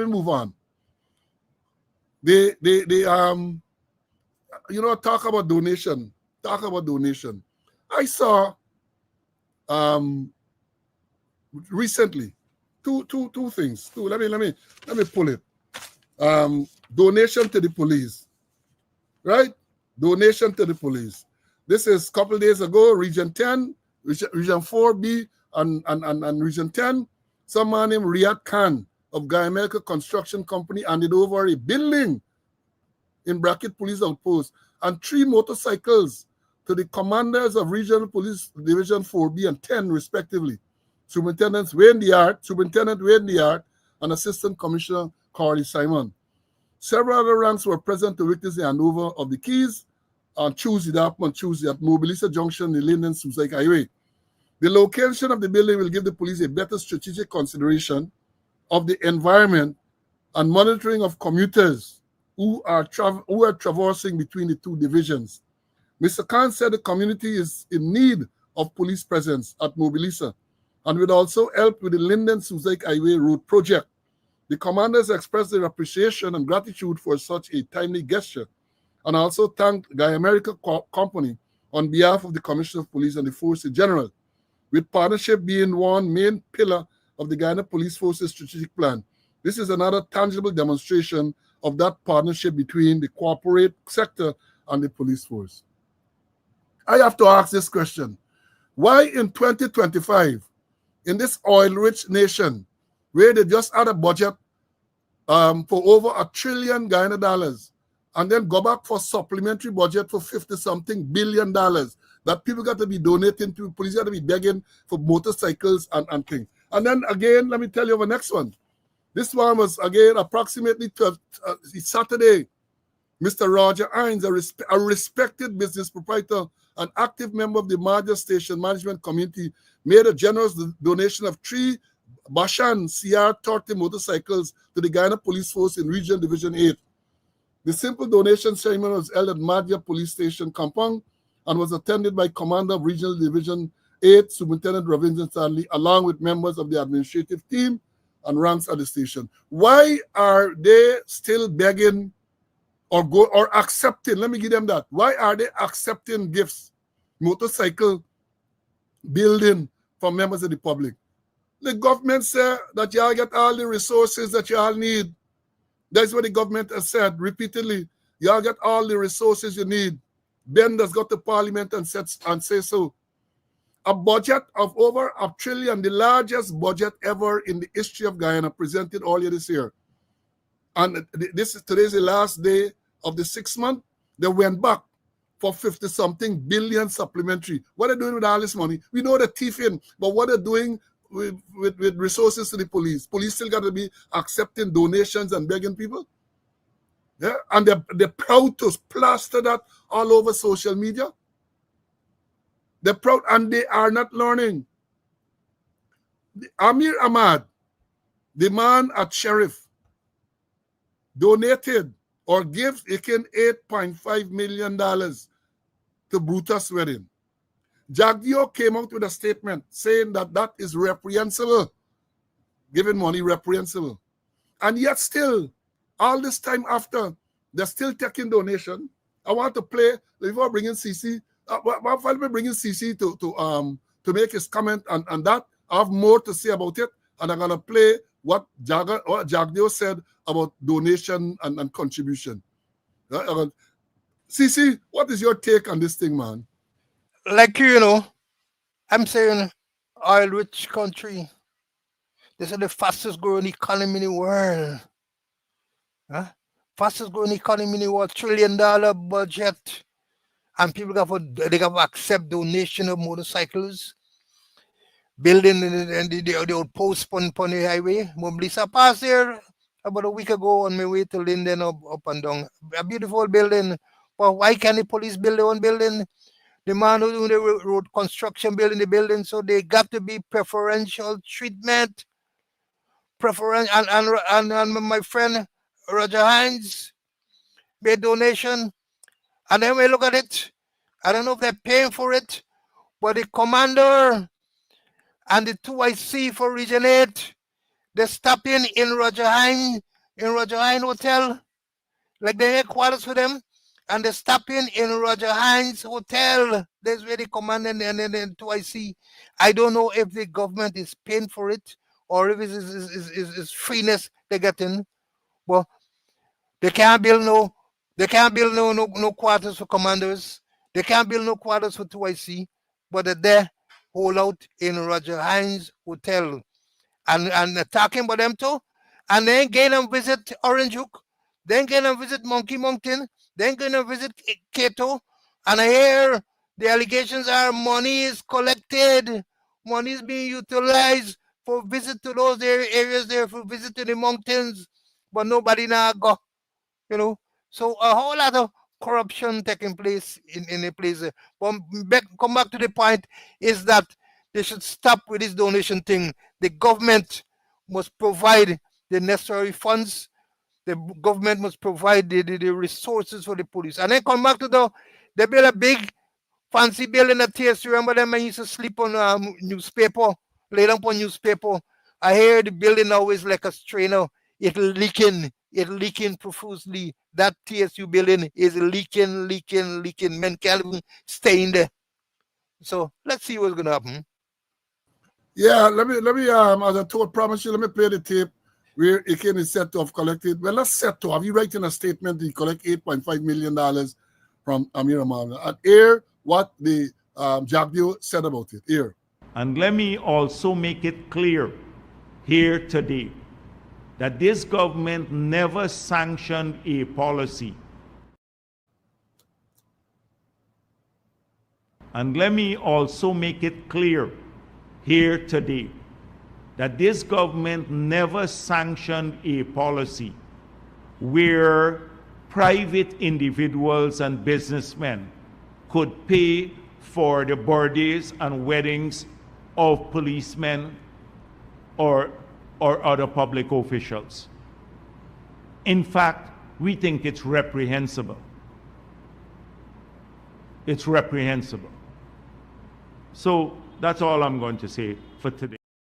Well, you talk about birthdays and weddings and so on. So maybe this reprehensive nature of this act doesn't extend to motorcycles and cars and all this type of thing. But I want to make this point, because of that type of behavior. This man, Amir, the same Amir Ahmad, seems to have bought immunity. There are all sorts of complaints about him. There is one particular one that I want to read to you, something that happened about 2 weeks ago. This is the man who wrote. Hear what the man says. Y'all bear with me. I got to read. Y'all could understand this thing. Hear what this person is saying. The person says here, imagine having your single mom spend every last cent from her box hand to send you to school so that you could become a decent and responsible citizen. You do everything to make her proud, and yet you find yourself in jail. Guess for what? Nothing. Except maybe you bruise a bully's ego. Well, that's what happened to me and 2 other residents of the Richmondville community when we crossed the path of the head of the Sheriff Security Service. The country knows who he is, so I won't bother to stain my page with his name. Goes on. So here's a summary of the story. We are part of a version of a gated community, which is usually managed by a homeowners association.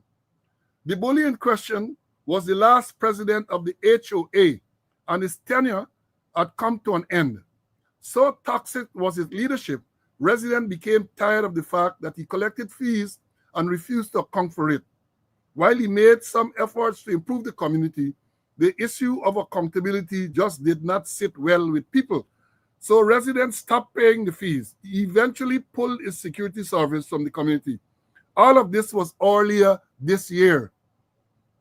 It was at this point, a few months ago, the residents organized themselves without formalizing another HOA, and purely out of desire to improve the community.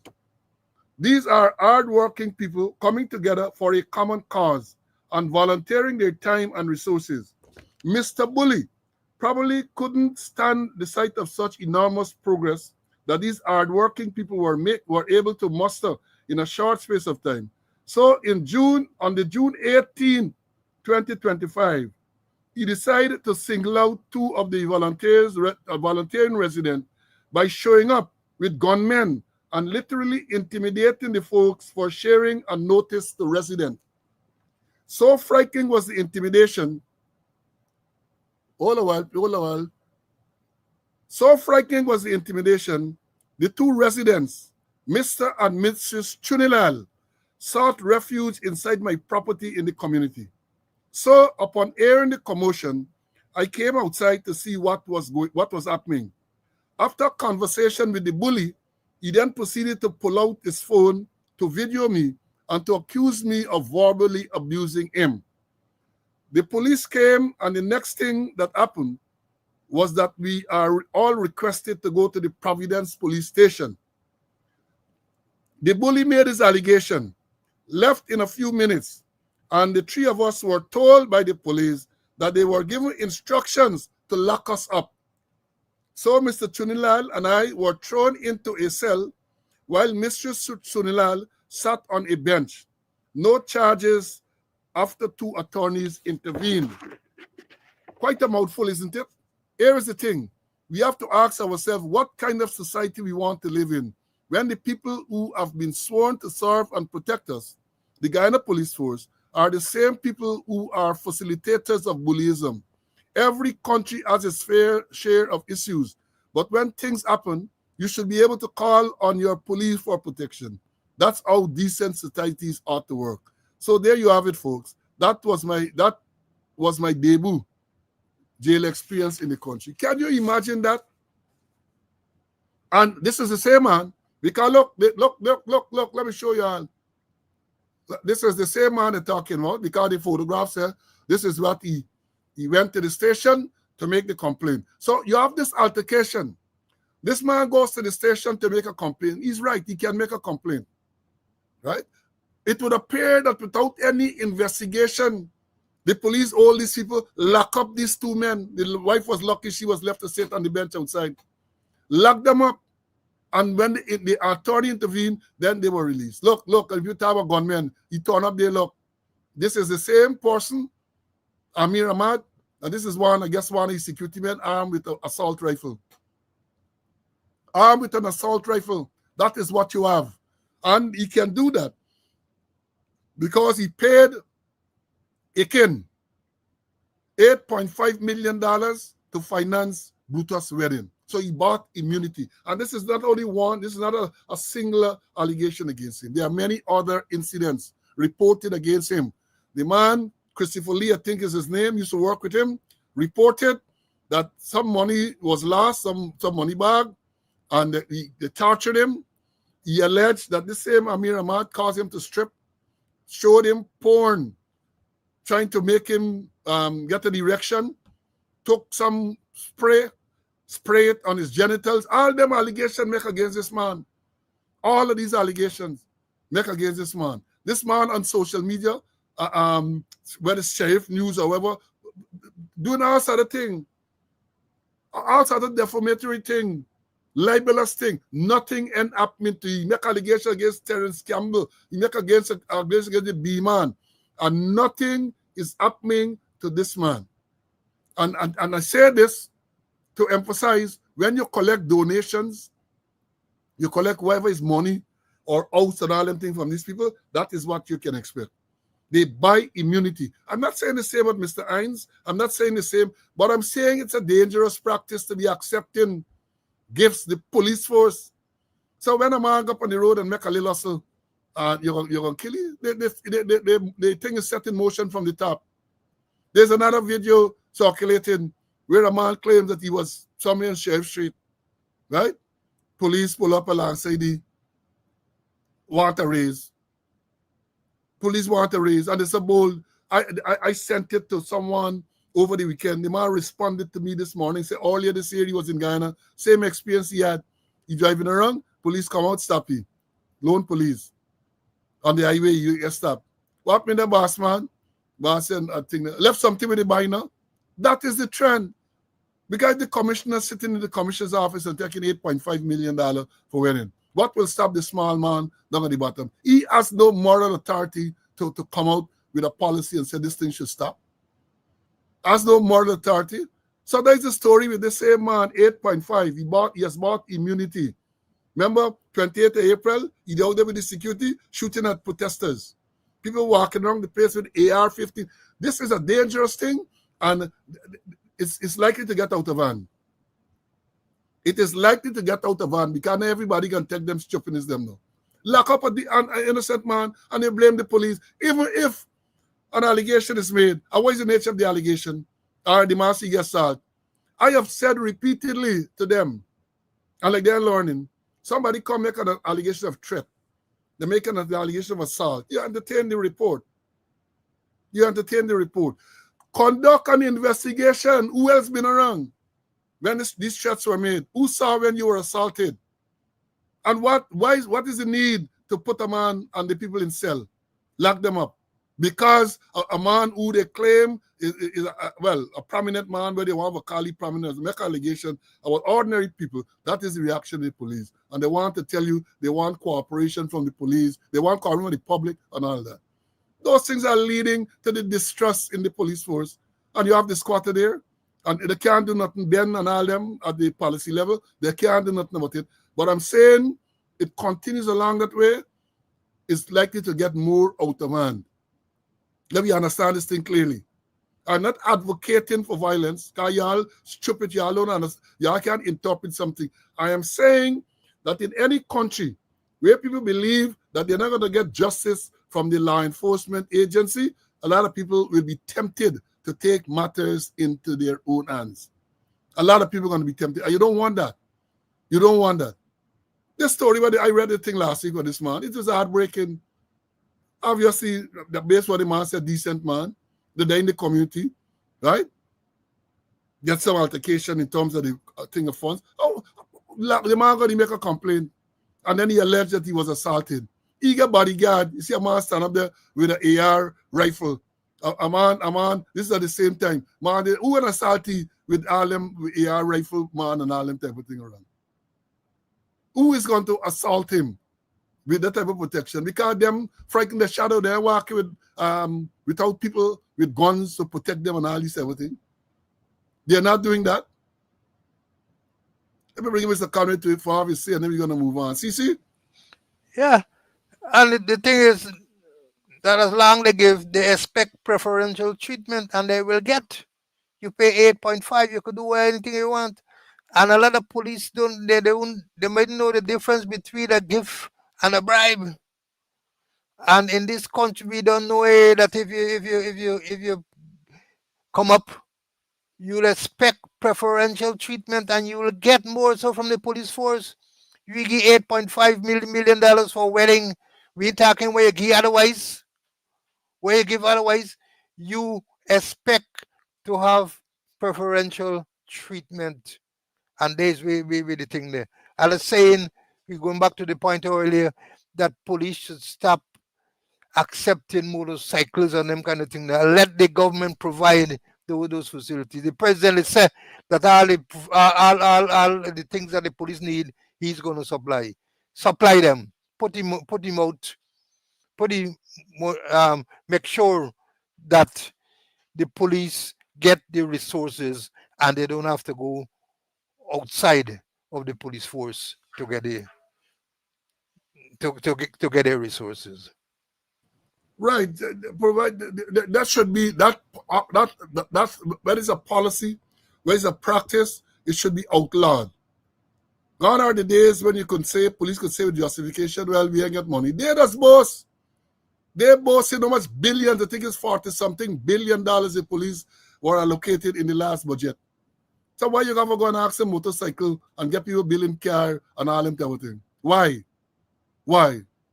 And you know, I guess it's you, me, because then you're going to get to the culture where a certain amount is donated and the people in charge take a part and then don't need to clear the next part. All of those things are encouraged when you come to this nonsense, right? And I want to tell you all this, police who listen, and the people who work with me know, I made it clear years ago.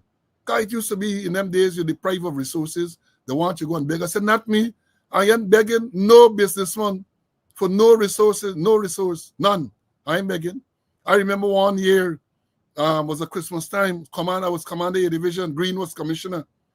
And the usual subvention from the police welfare fund, Green the right to say, they ain't giving no money, and so on.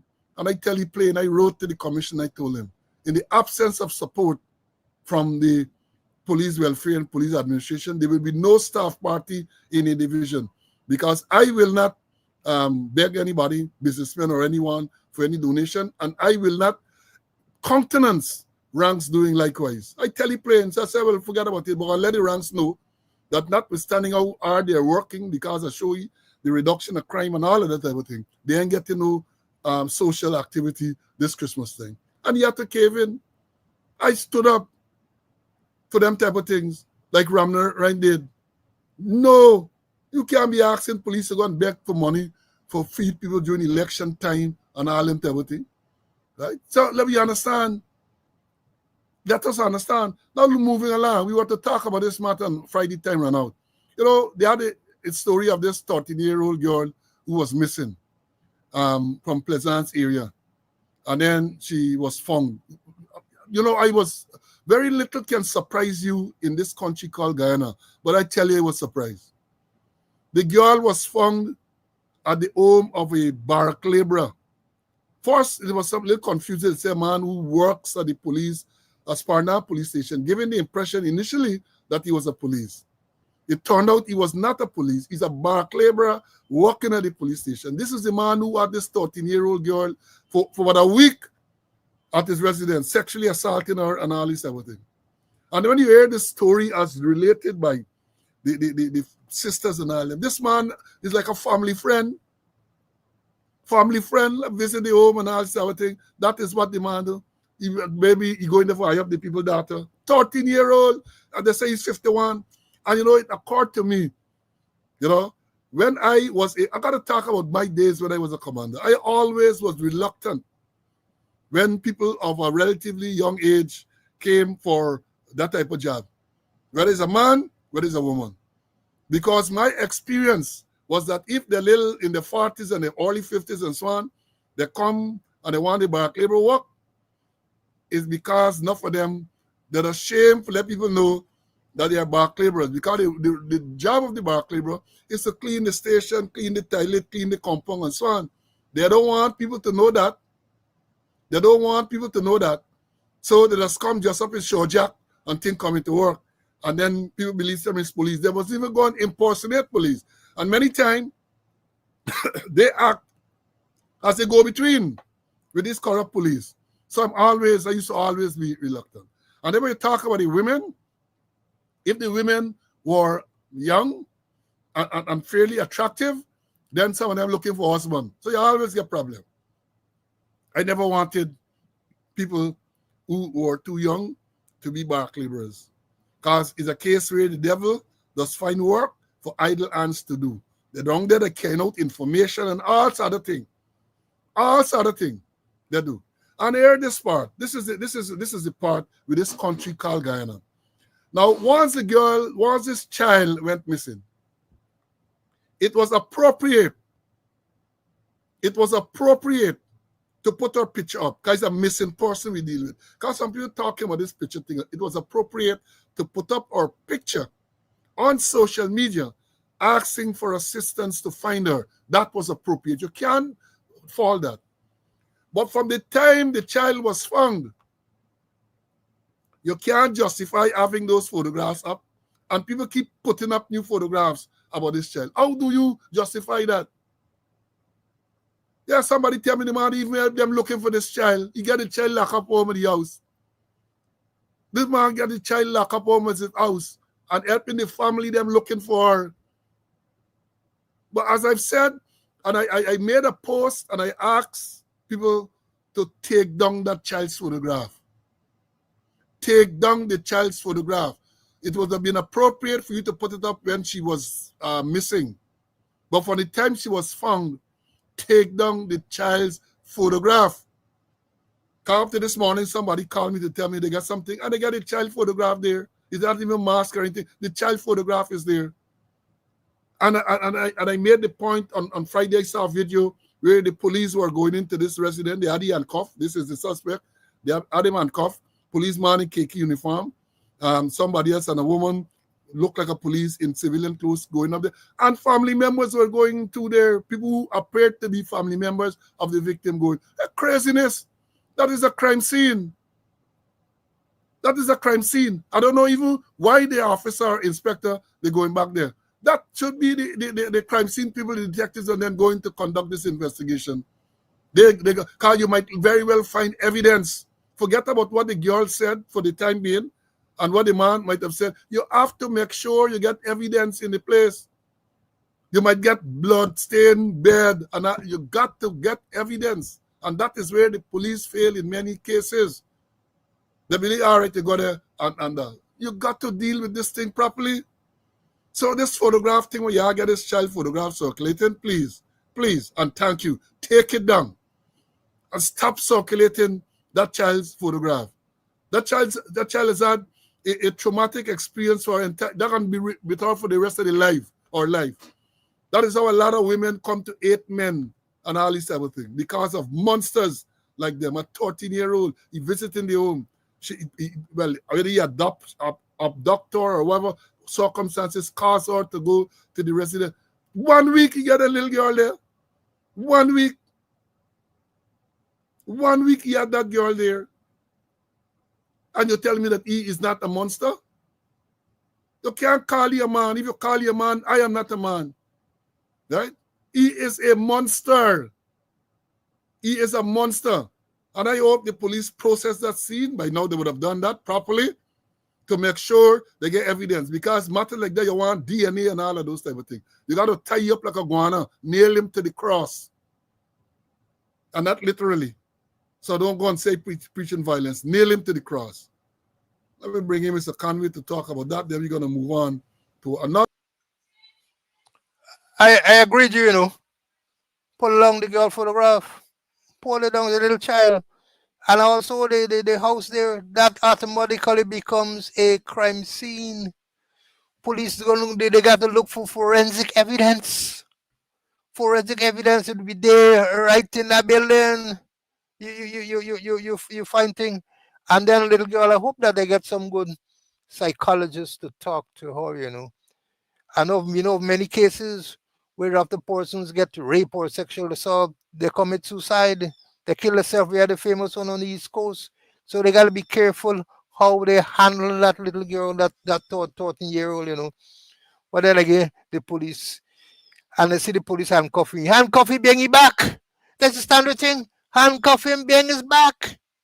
It's easier to control him by handcuffing in front, So many things went wrong there that I saw in that photograph. That there was all the relatives, everybody in the house and all kind of thing there. Preserve the scene, lock down the scene, look for forensic evidence. You will find there. You'll find there, and then please let some psychologist, somebody, talk to the girl and listen to her, or story. Yeah, because if you don't handle it properly, then you talk, she become reclusive. She gone into she cell. And can you imagine she's a schoolgirl having to go back to school after such an ordeal? You get the picture and all that thing all over the place. They got to think this thing through, You got to think, but they just come and picture all over the place and that type of thing. This girl needs counseling. The parents as well, you have to counsel them. Because many times like these, they want to blame the victim. They might want to blame the victim. Right? Because I see on social media, some people are they what you're looking for, man, for all them type of nonsense. These uneducated jackasses. That's the type of thing that they go in. Right? So that is the type of thing, and I hope they will deal with it. Now the next one, I'm talking now about Adriana Young. We all know the murder Adriana Young. This is a picture I want you all to remember. This is Adriana Young. The Adriana Young's picture. And I have said, and I'm going to say it almost every program, whenever you go to vote, you cast your vote at the next and subsequent elections. Vote for Adriana. For what they did to her. They killed her, and then they're covering up the murder. And it came out, look at this. This is Adriana here. Purika Salem Primary School honors roll. She met the honors roll. That's after the grade 6 assessment. Look her here. She got 8th place in the school. She won a place to Lenora Secondary, we understand. This little angel, they snuffed out her life. And having snuffed out her life, Then they cover it up, and they're still covering up. God, they want to tell us that she drowned in the pool. And I'm saying, and I say again, I will continue to say, that based on the circumstantial evidence, she could not have drowned in the pool, even if you want to say that she drowned. Because remember, Dr. Terry in Georgia said that drowning is the cause of death. Being drowned in is a diagnosis by exclusion. You got to exclude everything else. And we are saying that all the evidence points to the fact that this girl did not drown in the pool, and if she died from drowning, as some of them are claiming, then she had to have drowned anyway, someplace else and put there. And then don't forget the quack that they brought from Canada to tell us that if they had searched the pool thoroughly, and if they had used specialized equipment, they might have found the body. What nonsense? What nonsense? A child there swimming with others, with adults sitting nearby. You want to tell me that this child encountered difficulty? A child who could swim, mind you, she encountered difficulty and drowned in that pool. No alarm was raised. Nobody can see. Who can believe that? And to get them jackasses trying to convince people that the child drowned in the pool, and that because no proper search was conducted, that is why she couldn't, she was not found. Who you think you're talking to? I mean, Jack Dio said, Guyana get a lot of stupid people, but all of us ain't stupid. I believe that statement because all them are following me, got to be stupid to be following such a person with all them allegations of corruption and all them type of thing. They brought Leonard McCussion or whatever name. Somebody said Leonard Concussion from Canada. We don't know how much they paid him. But bring here for him to say that he reviewed 400 pages. And he come to the conclusion that this investigation was properly conducted. A fraud, a charlatan, because anyone with any modicum of common sense, having looked at the evidence, both physical, circumstantial, cannot conclude that that girl died in the pool. For him to be paid to come to whitewash this thing here, sad. And it's we money paid him. So I want every single mother, and by extension, you must tell your friend and all them, once you are a parent, not only a mother, once you are a parent, when you got to vote, remember Adriana Young. Remember what they did to her. And you get others, but this one, fresh, 11-year-old child, went for a day of outing. Imagine that. Imagine, just use imagination. She went there, must have been very excited. She going with her grandmother. And these Jezebels telling people, trying to blame the grandmother and all sort of crap going on in the place. They killed her. I don't know the motive behind the killing, but they killed her. And it is my belief that based on all the evidence, that the body was never to be recovered at that location. That is why Critic went in there the night of the 23rd and video recorded thing to show that nobody is there. Because I believe the plan was for the body to be found elsewhere. And that video would have been used to confirm that the girl was not in the pool. But thanks to the father, the vigilance of the father, and the other people there, they were not able to remove the body from the hotel. That is the theory that I am working at. They were not able to remove the body from the pool. So they decided the best thing to do. They were not able to remove the body from the compound, the hotel, the premises. So then they decide to throw me in the pool and then say, oh, she found there, she drowned, she now float. She float without bloating.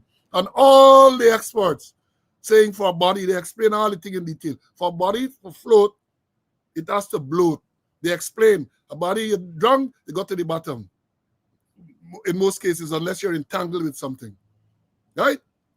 Decomposition steps in, gases are formed in the body. And it is the gases that are formed makes the body buoyant and the body pops up. Most likely, they said 48, 72 hours, the body can pop up. They say pop up within 24 hours. She went missing 2 o'clock and 10 something the next morning, the body pop up. It then bloat. So this defying all the science and they want us to believe that. Let me bring in Mr. Conway for him to say what he got to say and give his closing at the same time. Sisi? I agree with you, Paul. I endorse the statement. We're going to vote. Remember Adriana, what they did to her. They murdered her. The body float before it bloat. And then they bring that quack. Not even quack. I'm going to give you another name. A dry up maple leaf come and telling us that if they had searched the pool properly, trained people search the pool properly, if they had used instruments or instrument, they found the girl in there. Huh? What kind of nonsense is that? Cover up and cover up. And I'm happy that she did well as expected. Only thing she's not alive. And I always remember common entrance exam, this common entrance exam, I remember my daughter, since she born, my wife said, Kim got to go to Bishop's High School. And we used to program her for Bishop's High School. And when she born, the little girl of the sergeant, he used to ride me bicycle some Sunday afternoon past on Bishop's because I said, Kim, Bishop's is you. And we program her for Bishop's. And I remember when she wrote the exam, or before she wrote the exam, I had to go overseas. British sponsor scholarship with her attached to the Jamaica Constabulary Staff College. And I came back the weekend. No, she tell me, she said, Grandfather, she said, Daddy, I want a bicycle. Please buy a bicycle for me when I get Bishop's High School. And when I came back the weekend, same time the results were announced. And she said, Daddy, you say you're going to buy a bicycle for me. Well, I came back with good sauce, So I said, tomorrow morning, was a Monday morning, you and your mother go and get a bicycle. And she went to Bishop B. Programmer. She later went to University of Guyana and these kind of things there. The thing is that common entrance, and Paul, we forget to really congratulate all those persons who did well at the last common entrance examination. We want to congratulate them. And even those who didn't do well, that's not the end of the world. Some people will be late starters. They start very, very late in things. So them circumstances wasn't the best, so they couldn't do well. But those who did well, congratulations. And those who didn't do too well, that's not the end of the road. You can excel. You can do better. Yeah, and to the parents too, this is a word to the parents too, because following the release of the result, we get a sad story here, which says that a tragedy strike Morocco by as 12-year-old girl dies in suspected suicide. A wave of sorrow has engulfed the close-knit indigenous community of Morocco by following the tragic death of 12-year-old who was found unresponsive at her home earlier today. Preliminary reports suggest that the young girl may have died by suicide. While details remain unconfirmed, early accounts from community members indicate that the girl had recently received criticism for her parents regarding her academic performance, which may have contributed to her emotional distress.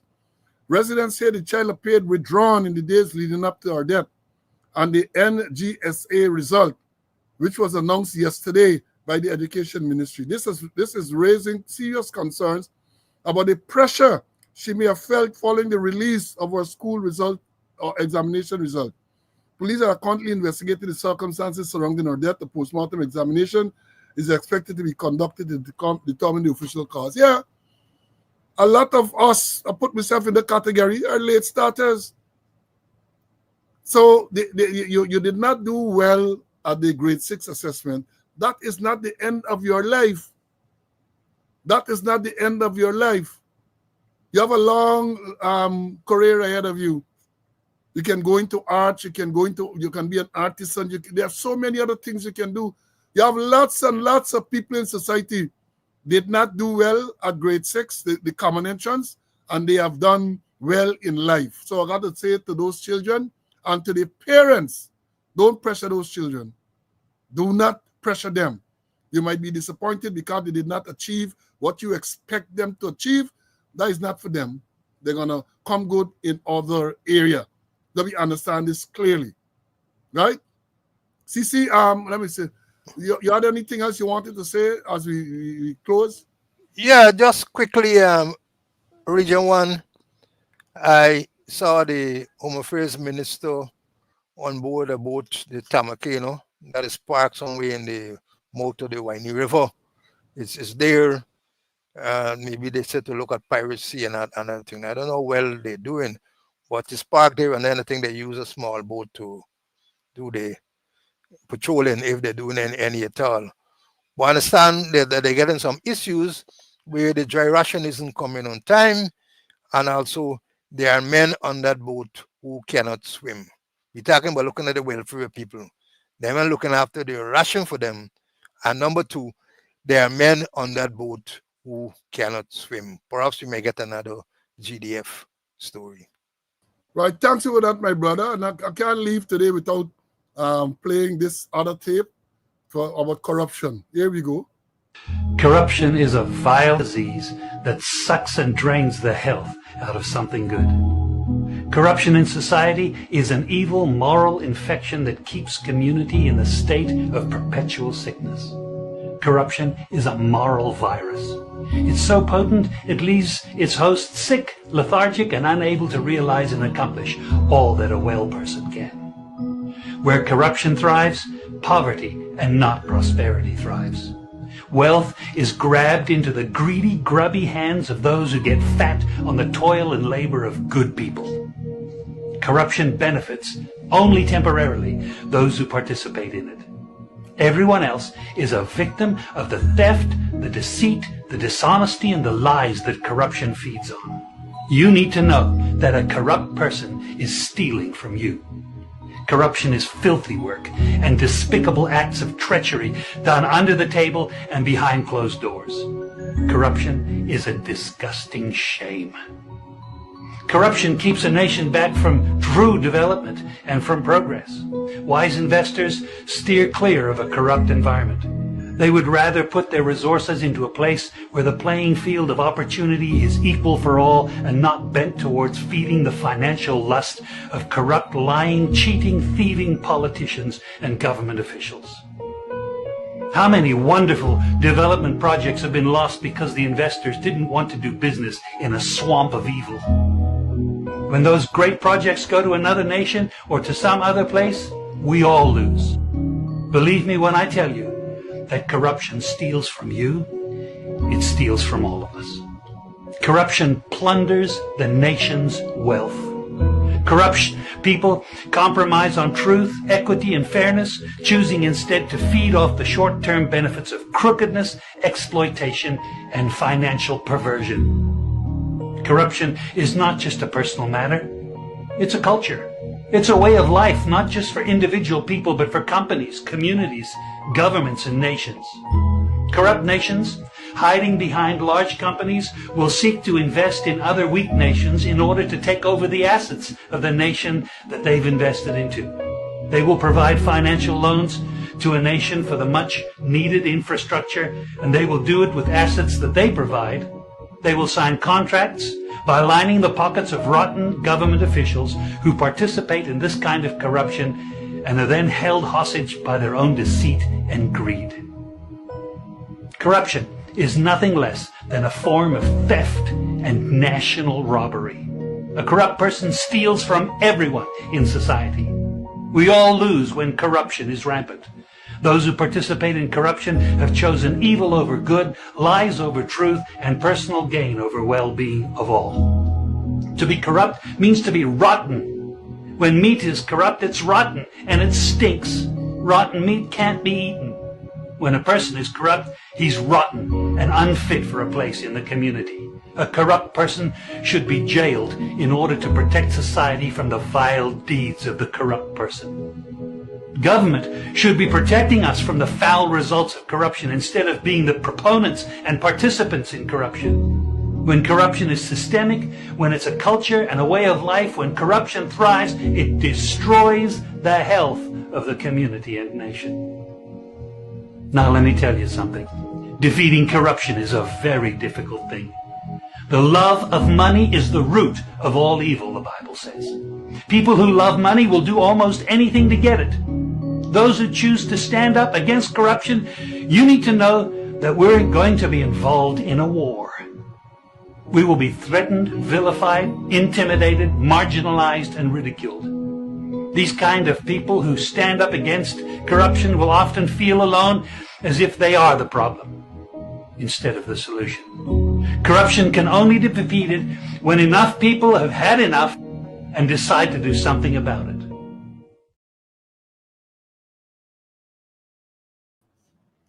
Yeah, that is the thing about corruption. We got to keep playing that to remind them, remind them about corruption, because they don't like the word. They speak about the word from being used in Parliament, but we are going to continue to remind you what corruption is, because we are in a swamp of corruption in Guyana, a swamp of corruption, and you got to get your therapy.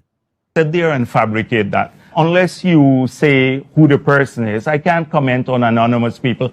Okay, well, let's talk about specific individuals. What is your relationship with Mr. Su Jurong? Su? Oh, Su? My relationship? Nothing. He's a tenant in my place, yeah. And he's a good friend of yours? Yes, yes, he is a friend of ours. He claims... We got to remind them, because especially in this season, they're going to come and tell you all sort of things, give you the impression that they're so clean when they are corrupt. And I'm saying this. I'm saying the allegation is made, and he and others are presumed innocent when allegations are made. But have a proper investigation, have a proper credible investigation. That was never done. And earlier in this year, one guy, some Rick, he's one of the trolls who normally come, when we talk about the murder of Adriana, he asking who killed Adriana. The question he asking. That is why we say we don't know. That's why we say bring in the FBI, not the police who are complicit in this whole thing. Bring the FBI and let them investigate. They're going to be able to tell us who killed Adriana Young. They are the ones. And finally, before I leave, let me remind you all of the crystal ball. I'm telling you, they say about the Jaguar, they can't use Jaguar as the win party can use Jaguar. We invest in national, whether it's a Jaguar, whether it's a Leopard, whatever it is, they're making big. I make the point, and I've said it before, you students will recall, they are going to do everything to get Asruddin Mohammed out of the race. Everything, and I'm emphasizing, every and anything, let me put in that part, to get Asruddin Mohammed out of the race. Because notwithstanding what they're saying, oh, he's not a threat and all of that, their actions show otherwise. This man is not a threat, and yet see you doing everything. They get supporters now going there to disrupt his meeting, which is criminal. But they're going to deal with that.